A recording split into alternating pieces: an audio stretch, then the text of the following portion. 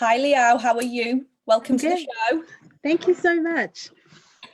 So Leao, you are doing amazing work on the streets. We're in lockdown at the moment and you are out there. Last night, you had quite a late night. You were taking food to communities. Can you tell us a little bit more about the people that you're meeting and what the area of need is? So last night, our team arrived in town. So there is a church, the Vineyard Church. They've opened up their community centre for us to come into and to set up whatever meals that come in from community. So they bring in things that are fully packed. We have beautiful nurses from DHB who put together some meals for us last night. So they came in with boxes of food ready to go and to give out.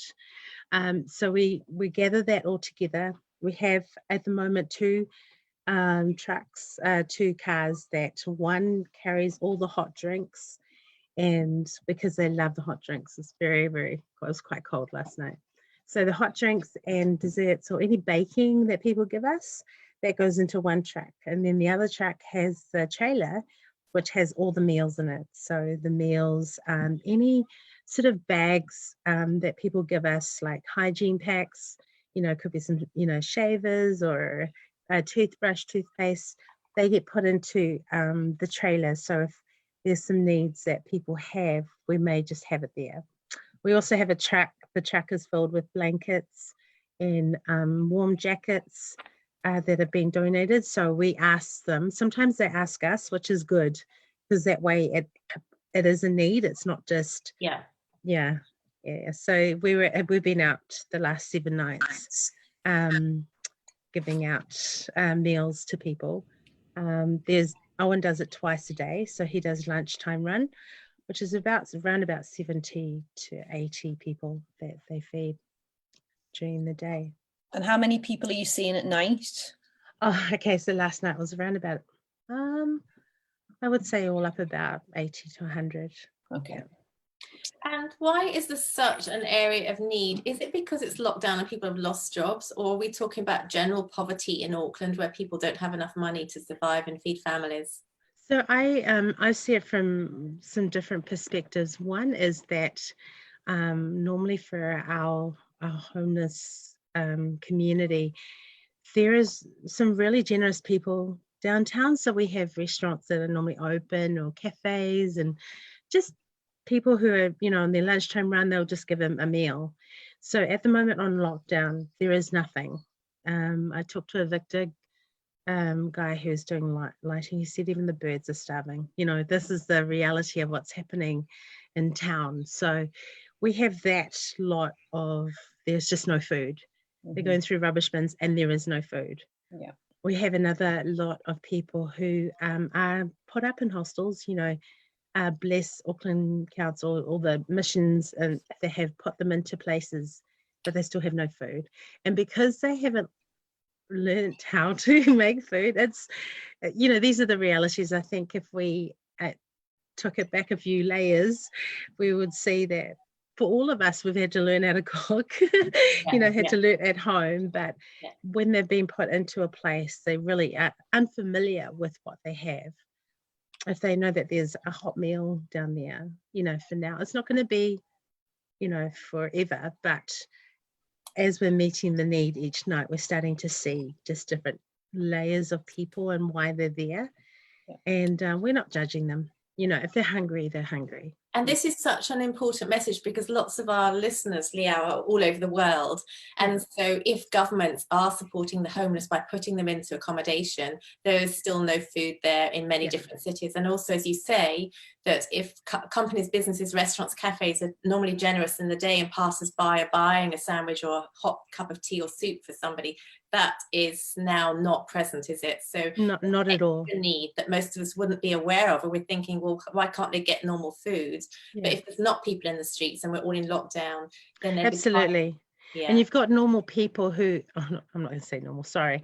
You've got people who are already lined up at Countdown. So you've got them, they're just in town having to line up, queue up for the 2 meters. Our our family downtown, they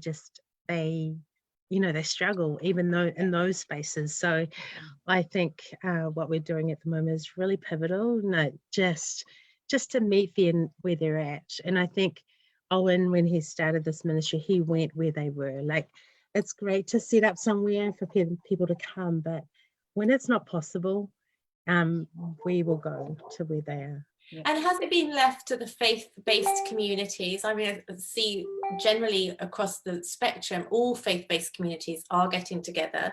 Has it been left generally to those communities?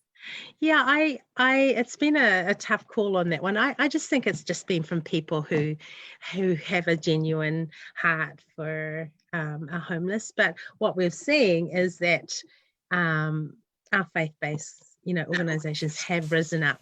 This is what we have been, taught our whole lives in our Christian faith. This is the moment for us to reach out and to do these things. So I just think people who have, who have big hearts in general, have this opportunity to give however they want. Yeah, people are really generous, and also they just need to be aware of what's going on, because sometimes we can bury our head in the sand and we can become insular because we have our own issues going on.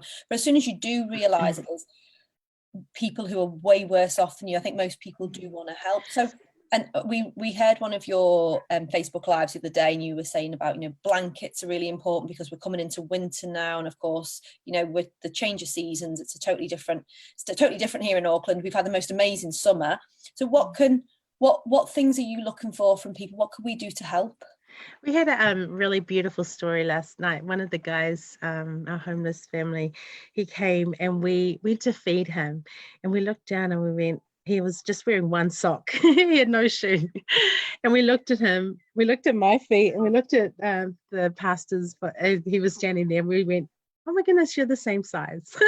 So he took his socks and his shoes off and he gave it to him. Like, beautiful, aroha in this time. So we don't actually always know what they are needing, and we don't want to assume, because that's one of the things that we don't want to come across as saying we know exactly what you need, because we don't. So I guess building relationships with them, we start to figure actually they do need shoes, they do need blankets, they love sleeping bags, just because it's real insular and they can just hop in there and sleep. So say blankets, shoes, warm jackets. It's hard to know what sizes because they're all different sizes.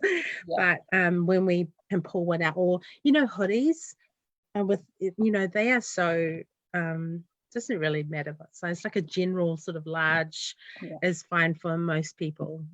With the polar fleece inside, perfect. So we don't always know, but we're learning as we go. But we just want to love on them. That's the most important thing. So Leao, when we interviewed Owen on Monday, we posted his talk and a request for baking and food on many of the Auckland community group sites. So every area in Auckland has got a community page on Facebook, and we posted, and individuals said, we're desperate to help, we're desperate to bake, what can we do?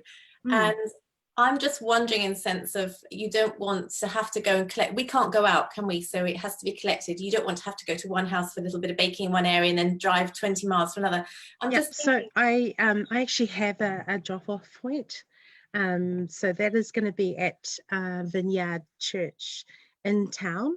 So it's better if you can get if it's your little community, to be able to have one person bring in most of it, if possible. It's it's not always possible. You can just drop it off there, but it's 65 Great North Road in Grey Lynn. It's the Vineyard Community Centre, and they've done an amazing work there just even before the lockdown, and they opened their centre for people to come in. So amazing facility for us to facilitate everything.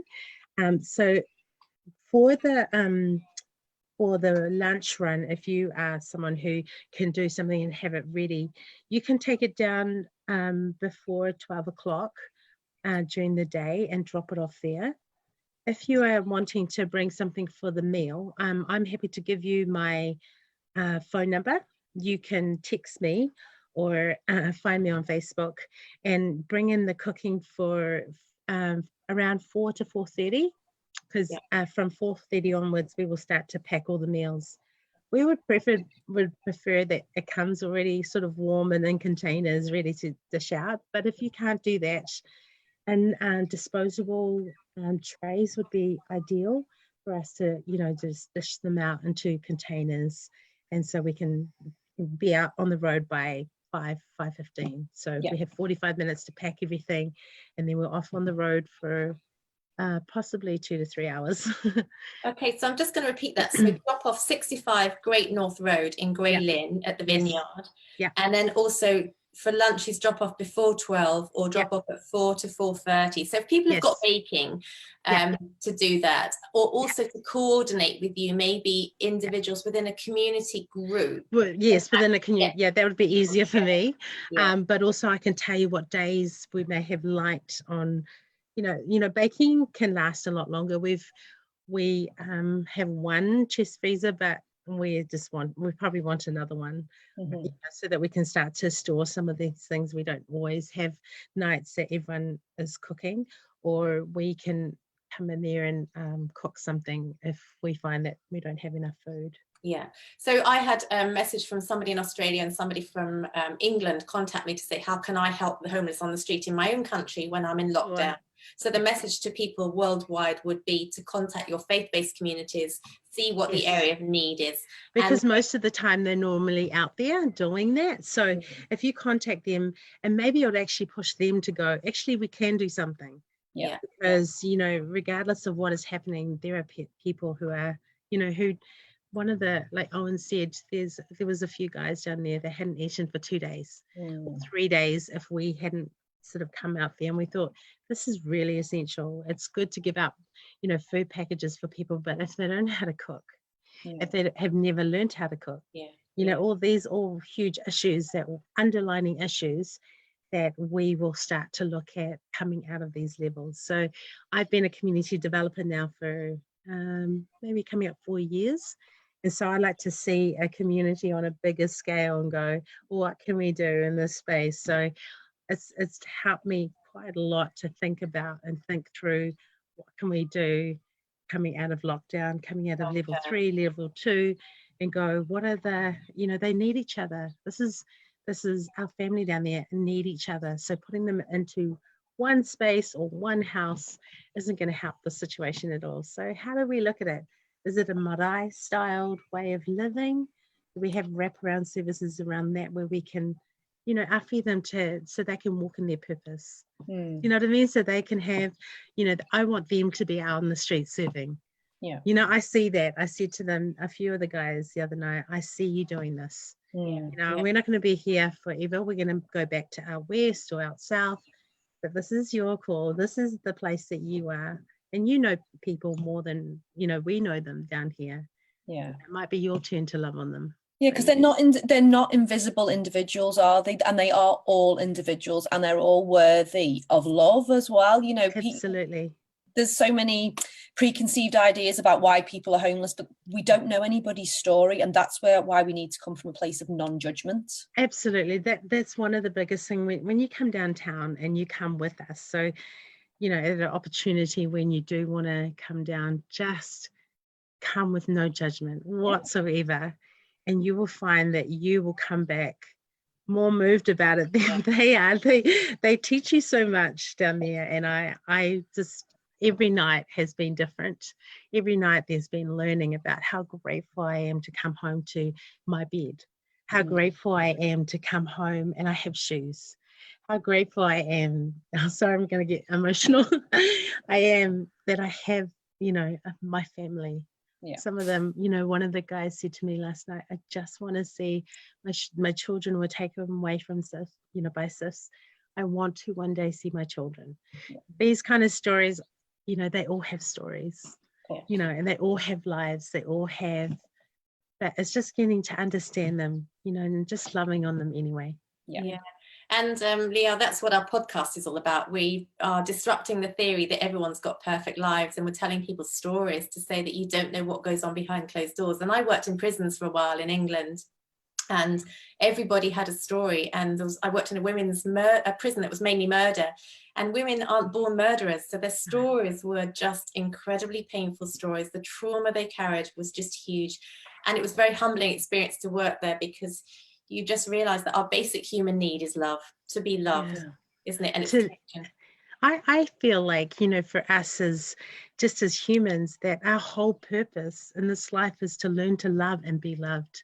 Absolutely. Because there isn't anything else really like that, you know, that kind of connection. You feel like your heart is full from things like this. You feel like I've done something. And, you know, this ministry is just one of so many. You know, there's your elderly neighbors, you know, there is your, you know, there's people who are vulnerable, and even people who are not, just people who are like suffering through this lockdown. Like, how can you reach out to them? All the ones who seem to have had perfect lives, all of our lives have been disrupted. And it's about us going, actually, oh my gosh, there's more to my bubble than this. I can ring my neighbor. I can, you know, I can get to know the people around me and just go, hey, or just a message. Like, I've set up quite a few, about a couple of years ago, I set up a Facebook page for our street, because crazy, I started up running workshops, preparing communities in case of a disaster.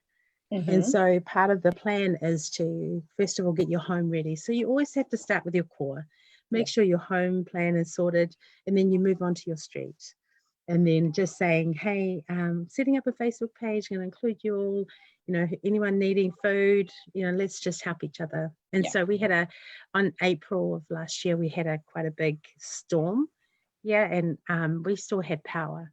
And I woke up in the morning and one of my neighbors had written on the Facebook page, hey guys, I just cleared all the wood so you guys can get out through the, you know, he had cleared it from 6 o'clock in the morning all the way, you know, so we were able to get out. So this is the kind of, you know, affing and love that comes from just being able to care about each other. Yeah, well, our the main message has always been from our Prime Ministers to be kind, isn't it? And that's what she said consistently throughout this. And it's such a simple message that we can spread around the world. Just be kind. And you know what? Love is kindness with feet. So do you know what I mean? So that's what I think. Kindness is one thing, but actually when it's action, you know that it's love. Yeah. You know, because what other reason would you do it? Do you know what I mean? And a question for you. You're able to be on the streets. There's lots of young mums stuck at home with young children. They can't go on the streets. There's lots of people earning money who can afford to donate money, but they can't donate their time, or they haven't got time to bake. Some listeners would love to donate money and say, I would love to be able to buy 5 people a pair of shoes, or 1 person a pair of shoes, or buy them a coat. Yeah, have you got a fund where people can donate money? Because in giving, we can give them different aspects of ourselves as well. So for the mums and the young, you know, who have young children who want to just draw a card, you know, or draw something to say, hey, we're thinking about you. Or if they want to have a little sort of homeschool lessons about going, hey, you know, there are people out there who don't have shoes, who don't have, you know, get them to draw a card and say, hey, we're thinking about you. So it doesn't have to be monetary. It can be, hey, I'm thinking about you. Same with our, you know, the elderly. Say, hey, I'm thinking about you. We care about you. And when this is out, when we're out of lockdown, we're going to come visit, you know. So, and also for, there's an account that Owen has. So he just suggested that if you are wanting to donate, I can maybe give you the details of the great, we'll put them up at the end. That's great. And also that if you can put specifically what it's for. So if it's for the street, then we will allocate that for the street. If it's for his global ministry, where he does just about everything, he's like amazing, you can just put global for whatever. So he'll know that he can do that. So if it's specifically for the streets of Auckland, just literally say that. Okay, that's awesome. And then Joe and I are all about connection. We totally get everything you're saying about love and community. That's who we are. That's our passion. But what is the message also to council and to government? Because clearly the faith-based communities are involved. individuals want to get involved, but at a higher level, what would be your message to council or government in terms of long-term strategies for change to get people off the street? I have a lot of long-term strategies, but I've often said to the communities, look, when you need to talk to the people on the ground, you need to talk to the grassroots communities who are actually working with smaller individuals and getting them placed in a home. We've got a government initiative called Housing First, which is what Vision West and another organisation are doing, and they have a wraparound service around them. So there are different things that are happening right now. I would like to have a bigger discussion on it, because my son and I visited the Dream Centre in LA, where we work there with on Skid Row, as well as Compton. We went into Compton, helped in the projects. We just loved it, and we saw the faith-based organisation who just turn out like $1 million a month on this big, huge hospital, but they've started to disciple the homeless and those who are on drugs, into actually serving. So there has to be like a reciprocal work, and so that they can actually feel like they've got purpose in their life. Yeah. So it's not just about helping them get out of it, it's helping them have purpose, helping them have hope. So there is a bigger service than just trying to meet their needs or to cater to that. Yeah, I think there is an aspect where we have to start allowing them to see hope and worth in their own lives. I think that's such a great message, because without purpose, why would we be doing anything? And so you can't just give to them. I totally agree. You've got to help them find some passion, some fire within them. Yeah, and what it is that they're good at, their own individual. What is it? Is it art? Is it music? Let's draw out in you who you're meant to be. Yeah, it's lovely. So powerful. I was visiting once a centre, I don't know if you've heard of it, called Ngāti and it's down in the Kapiti Coast, and it was set up by Justin Duckworth, who is dreadlocks and ended up being the Bishop of Wellington at some stage, I think. He's wonderful, and he set up community-based living for ex-offenders, single parents. I would love to visit that. Shall we all go? A girls' trip? Let's go. Yeah, Owen was saying the other day, we need land, we need farms where we can grow vegetables. And so maybe that's the message too, but the government certainly, and representatives from local council clearly need to meet with you and Owen and faith-based communities that are on the streets, doing the groundwork, coming up with a vision. Absolutely. Because as you say, we can rescue temporarily and support and help and love, but long term we need to look at different strategies for moving forward. Yeah, that's been my struggle in just housing them immediately, because if that was going to be the solution, it would have been done before lockdown. Do you know what I'm saying? Absolutely. So I think there needs to be a real awakening and going, actually, growing our farms, getting the guys, getting people working and seeing the result of their own produce, nothing else beats it. Having value and purpose. We had to grow corn in order for my children to see where corn came from, because they thought it came from the freezer. Seriously, we've got this generation. So we had to literally grow our own corn. So it was fascinating. So this is the kind of thing, let's go back to the basics. Absolutely. And it's such a gift to give somebody, to make them see their worth, help them see their worth, because we've all been born for a reason. We were all born these beautiful babies that were pure love. And over time that just disappears, and then to find your worth again and to find your purpose, then there's no, why can't we all help make that happen? Yeah, I think, a lot of social media really takes attention away from what you have to do. We, this is a funny little story. We have 3 teenage boys now, but we had no TV in our house. We've never had one. So they were having to be adventurous. They had to go out and do things. They had to build things. And every time, my parents or someone would babysit them, all three of them would sit in front of the TV like this. And then they'll come home and people would be like, they're the most well-behaved children, that we've had. And like, by myself, like, they don't actually know we don't have a TV. But anyway, do you know what I mean? This kind of sense of, oh my, they're not pressured, or, there's not the influence to say, this is what you need to look like, this is what you have to do. They've been growing that, knowing who they are, their worth, they're grounded. And that's what we want to bring into all the people that we love on the streets. Like, you are so worth it. You've got a plan, God's got a plan and a purpose for your life. And that's what we say to them, every night we're out there. That's so beautiful. Leao, we are so grateful for you sparing your time and sharing your love and passion with us. Clearly, you radiate so much beautiful energy that you're giving out on the streets. And we're grateful for you being a representative for all of us, feeding the homeless and sharing your love and that amazing compassion that you've got. So well done for what you're doing. Thank you. And also, we'll put the message out there.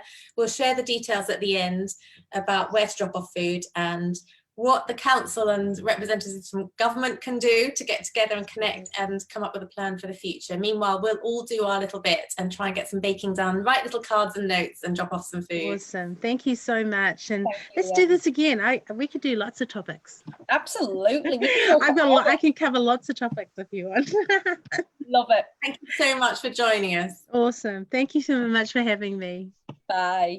All right.